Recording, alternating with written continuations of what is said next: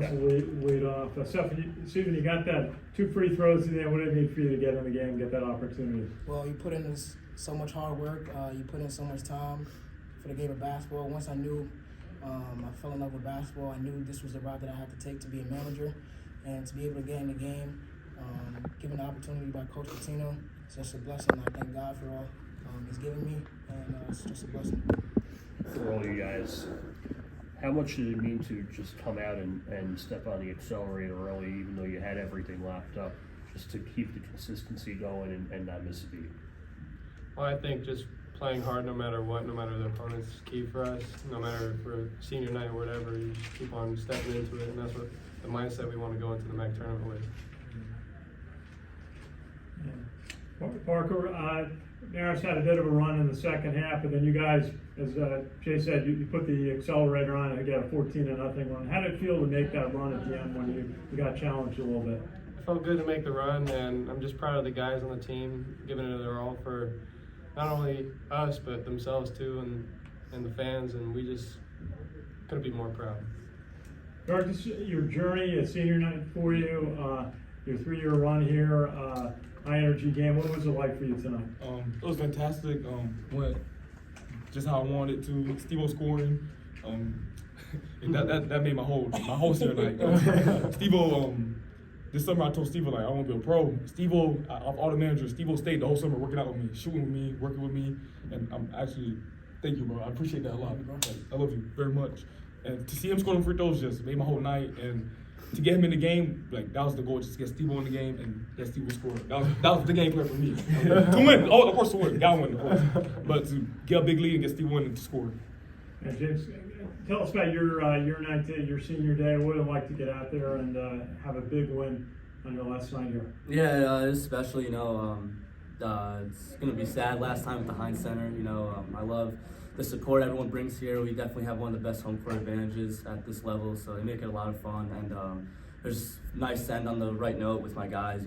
Me, Parker, Barrick, Steve. Since Coach P came here, we've all been here together. So it was good to go out on the right note. And obviously, again, shout out to Steve coming in, stepping in those free throws. I mean, I know firsthand it's not easy to come in the last couple minutes and go out and score. So that took a lot of guts. So I'm proud of my boy. In preparation for tonight's game, kind of had probably in the last couple of days, coaches had to keep the mindset on, regardless if we clinch the first seed, we got to continue to march, we got to continue to fight. Was that something that was happening? Yeah, I think just not focusing on, obviously we'd love to clinch the first seed, but we're not thinking about that. Any opponent can beat us any night, and we just have to give it each night. So. James, follow-up tonight after scoring 7 on Sunday against Iona. What's the last week been like for you? Just another day at the office. Coach Pitino, he doesn't. It's a quick memory with him. It was fun, but at the same time, I practice every day with these guys. I go live every day with these guys, so it was kind of a long time coming for me, just to finally put one in the net. I know Walt was talking a lot of junk about it, so I was finally happy to do that. But yeah, it's been fun, but I'm happy to just come out and get the win again tonight. Hope we can keep it rolling into Atlantic City. And Barrick, one more regular season game, but going into AC with a group that's now won 10 in a row, what's the mindset going into the tournament, and do you feel you still have more to Oh yeah, reach? our ceiling is so high. We ain't even touch it yet. Everybody's young. Our team's young. They're young. They just got here. Most of them played the most they ever did. They're gonna. Yeah, the ceiling's high, super high. All them 30-point wins, 20-point wins tonight, like, that's the pass. We know what happened. AC ain't gonna happen, so we're going with a different mindset that we're gonna lock it on defense and try to win the whole thing and get to see March Madness and try to do what St. Peter's did.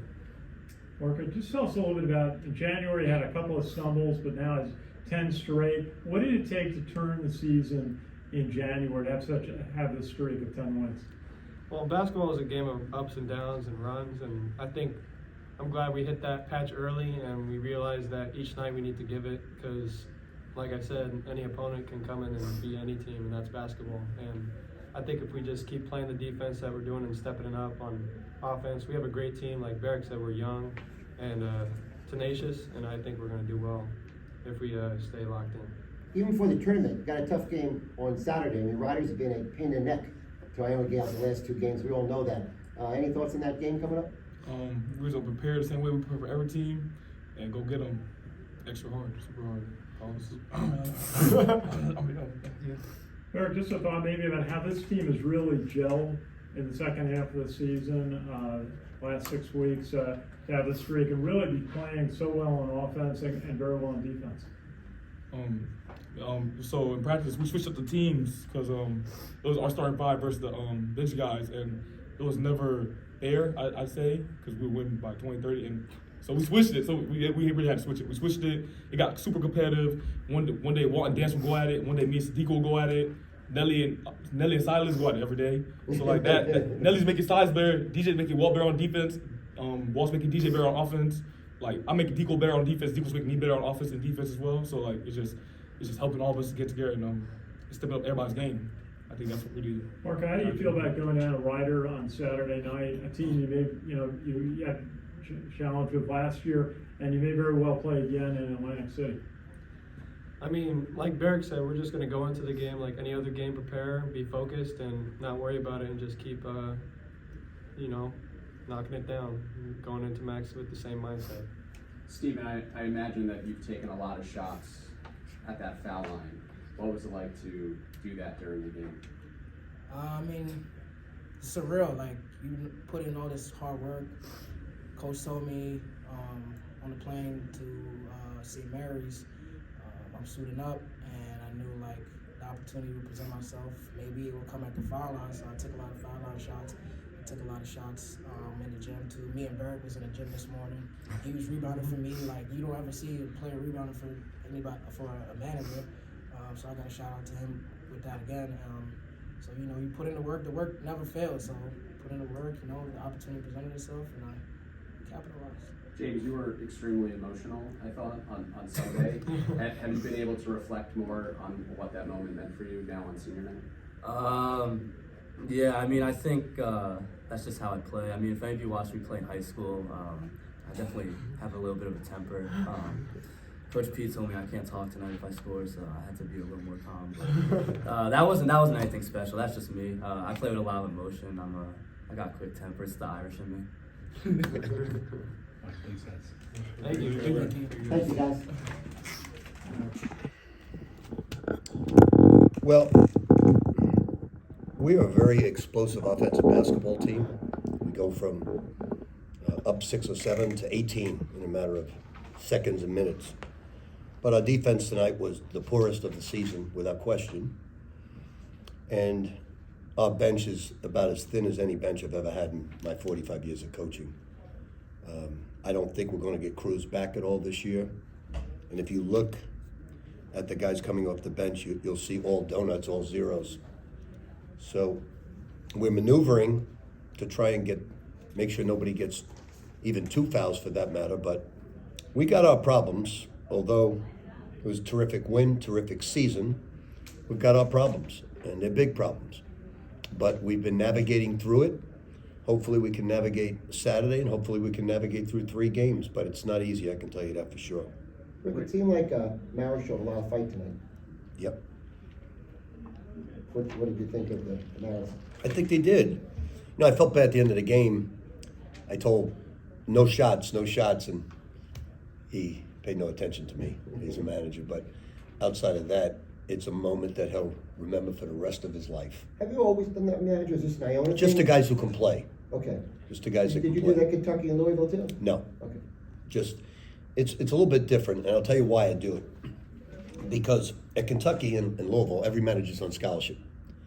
They get books their freshman year, they get tuition sophomore, full scholarship junior, senior year. These guys get nothing, 0. So the only moments they have are moments like he had tonight. Gotcha. And the recognition is the only thing you can give them. Rick, from a confidence standpoint, how important was it to get off to that early start and just? Well, the first 7 minutes, that was the best basketball we played all season. But then the moment I subbed, it went from the best basketball to the worst defense of the season.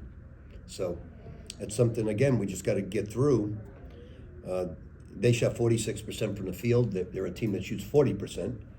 And they shot 46% from the 3, and they're a team that shoots a very low percentage from the 3. So our defense was porous tonight because we don't have a bench and we don't have fresh legs. But this was one hell of a season. Great home crowds, sellouts. I never forget what Baker Dunleavy said when he came out. He said, "This was never like this, Coach." And you know, the atmosphere is awesome. It's much appreciated. We've in 3 years we've done something special outside the court. Tim Kluse was great. Every coach here has been great, but we've done some things outside the court in terms of facilities, in terms of academics. This place was in bad shape academically, and we turned it completely around, much better than basketball. And we've turned around a really good culture in the way they love each other. So I'm real proud of that. And in 3 short years, we did a lot of good. Coach, When you say that that the bench didn't produce, right, when you put them in, is that both offensively and defensively, or Yes. just offensively? Both. Both ways. Well, in fairness to the bench, the talent, you go from two of the better backcourt players in the nation. And then when you sub, you're subbing an ex-walk-on in Parker. Bub is, you know, he played 19 minutes and didn't have a point, but he did have 4 assists. So it's just offensively, they can't do what the starters do. It seems like they play the press well. Yeah, the press was great tonight. Yeah. Almost, it was life and death almost every inbounds pass. Coach Nelly Jr. Joseph, 11 out of 16 today, 27 points, 11 rebounds. See, his footwork looked good on the court. He's improved so much, it seems, this year. I wanted him, I told him, I said, Nelly, the back to the basket moves are over. I want you to front face. I'm not telling you something, you watch it every game. Nelly, when he gets bodied, doesn't jump vertically very well. But when he front faces, like turn and front face, his moves are terrific. So I said, we're going with that constantly now. Unless you're ducking in the middle of the 3-second lane in the arc, I want you making front face moves. So that's all we've been working on. And he did a fabulous job tonight with that. Dennis Jenkins, a lot of good moves to the basket tonight. Not shooting from the outside as much, but going inside and making. Who's that, I'm sorry? Dennis Jenkins. Well, what was impressive is you got 2 guards that have 19 assists and 2 turnovers. I mean, you don't see that too often. That was very impressive. And then Walt had 5. So Walt played great defense. You know, I've been on him about his defense, but he pulled a little Clyde. You guys are too young for this, but he pulled a little Clyde Frazier guarding the ball. Clyde Frazier used to go down. He'd bait the guy, go down on one knee, and make the steal. And he had a couple of Clyde Fraziers tonight. 26 assists on 36 makes overall, Rick. What can you say about the ball movement today? It was terrific. 26 assists, and the game were great. You know, we've had a great season, and out of the 3 years here, this was the toughest season to coach because of navigating through the injuries. I mean, Cruz Davis just has a little tendonitis and he can't play. And, you know, it's not made. We've done 2 MRIs. There's nothing made, but he's probably out for the season. Because freshmen sometimes can't, you know, it's without question, tendonitis can be painful, but there's nothing we can do about it. He's probably going to sit. Coach, last year, early in the season, you were saying last year's team was really better, but has this team gelled to the level of last year, maybe getting past it? Look, we had one bad game, the Ryder game, but you forget how good they were in the regular season. So it's you know, it's very easy to forget the season. They did what we did. They clinched early, clinched by 3 games, but that team was much deeper. You came in with Dylan Van Eyck. You had Quinn Zielinski. So, you know, now you're playing a center at the power forward spot. You have no backup 3. You're limited in what you can do. So, no, this team is not as good. Now, if you played 5 versus 5, this team would probably win. But in terms of the game, it would be interesting. In January, you had a couple losses. Is there something that you did with the team to help them turn the season around and go to 10 straight wins? No, we just played a very tough schedule. Very tough schedule. I used to tell the owner about it tonight.